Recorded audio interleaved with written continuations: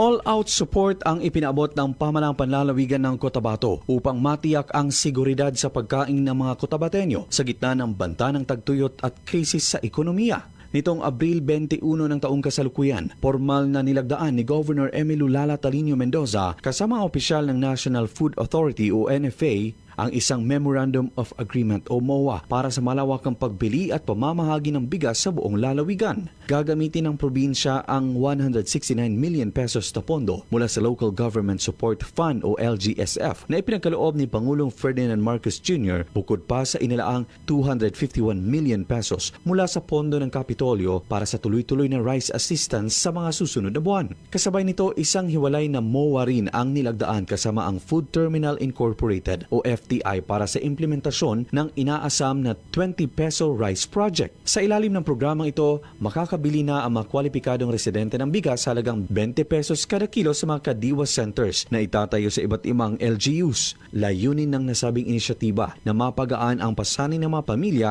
lalo na ang mga vulnerableng sektor habang naghahanda ang lalawigan sa inaasahang pagpasok ng matinding tagtuyot sa ikatlong quarter ng taon. Inaasahan na ang pondong aabot sa mahigit 420 million pesos para sa bigas ay magsisilbing buffer stock ng lalawigan upang hindi kapusin ang mga Cotabateño sa harap ng banta ng El Nino.